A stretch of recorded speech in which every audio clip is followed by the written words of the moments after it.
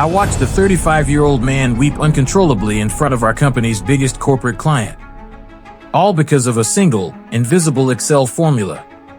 He was gasping for air, desperately clicking his mouse as a $100,000 contract evaporated right in front of his eyes. And the absolute best part? I was the one who handed him the loaded gun. He just decided to pull the trigger himself. Before I reveal exactly how I legally dismantled my toxic coworker's career without leaving a single fingerprint, hit that subscribe button. If you've ever been manipulated, ghosted, or used by a workplace narcissist, this channel is your new safe haven. We expose the dark psychology of everyday villains. Subscribe now, and let's get into it. Every office has a Seth. You know exactly who I'm talking about. The guy who wears too much cheap cologne, speaks entirely in corporate buzzwords, and possesses a terrifying superpower, weaponized incompetence. Seth wasn't just lazy. He was a textbook workplace narcissist. He played the corporate game like a sociopath.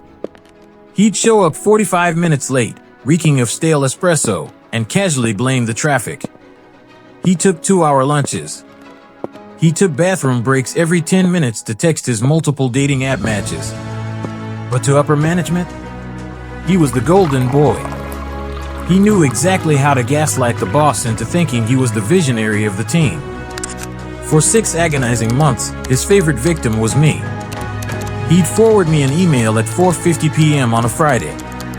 The subject line always read, "Teamwork makes the dream work. Can you help out with this?"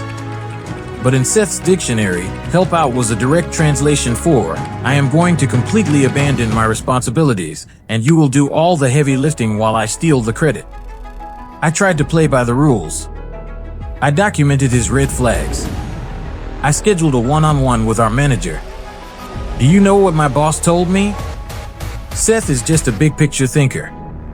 You need to be more of a team player. That was the moment the system broke for me. The realization hit me like a bucket of ice water. HR isn't there to protect you. Management isn't there to serve justice.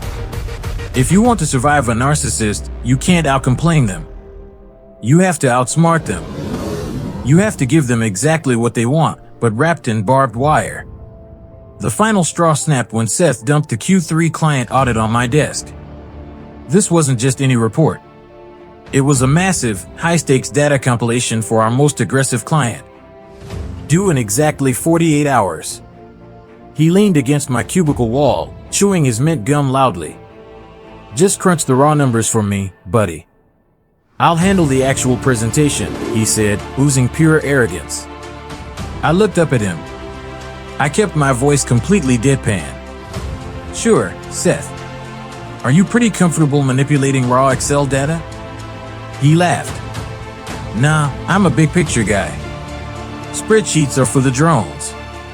Perfect. That night, the office was totally empty. The silence was deafening. I opened his master file. I didn't delete anything. Deleting data is sabotage. Sabotage gets you fired. Instead, I engaged in absolute, malicious compliance. I decided to build a digital booby trap. A psychological landmine buried deep within the cells.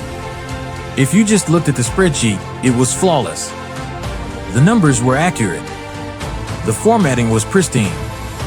But deep beneath the surface, in columns formatted with white text on a white background, I embedded a series of volatile, condition-based formulas. I engineered it with surgical precision. The formulas were dormant as long as the data stayed in my file. But the kicker? The moment someone, say, a lazy coworker who doesn't know the difference between paste and paste values, tried to copy the data into his own presentation deck, the trap would spring.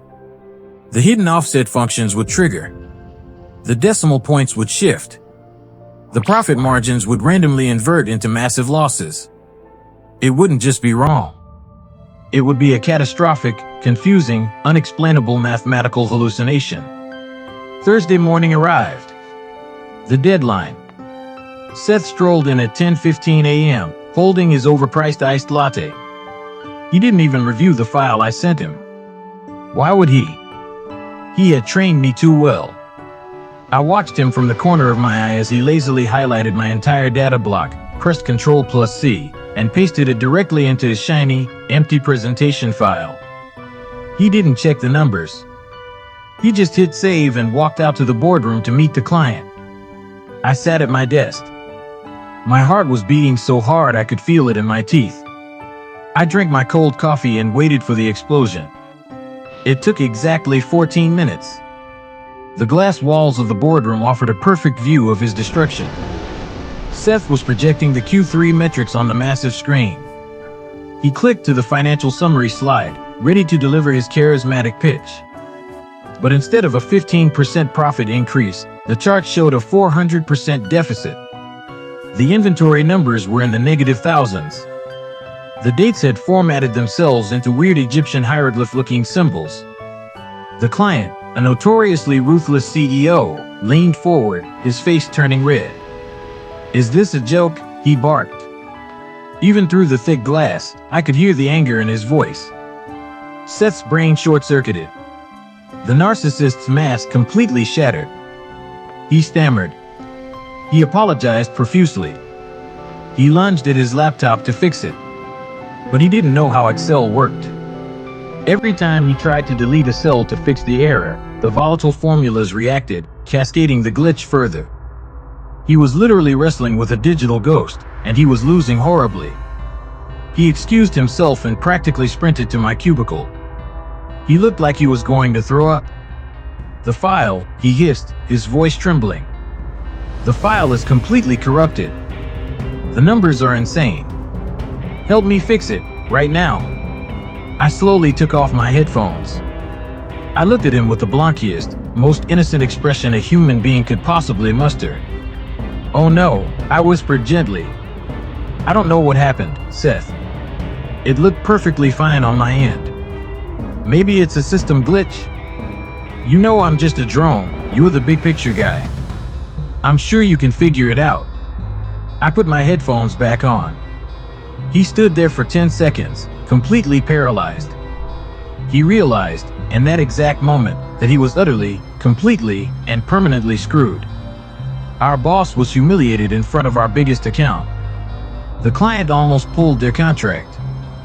For the first time in his life, Seth couldn't charm his way out of the consequence. He couldn't gaslight the data. The raw numbers, his own numbers, convicted him. He was dragged into an emergency disciplinary meeting.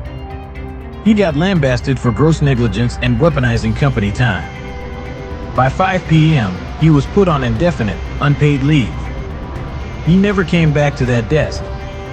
They say revenge is a dish best served cold. I say it's best served hidden in an Excel spreadsheet. Now, I want to hear from you. Have you ever been pushed to the edge by a toxic, narcissistic coworker like Seth? If you were in my shoes, how would you have handled him? Drop your wildest workplace revenge stories in the comments below. Let's see who had the best digital booby trap.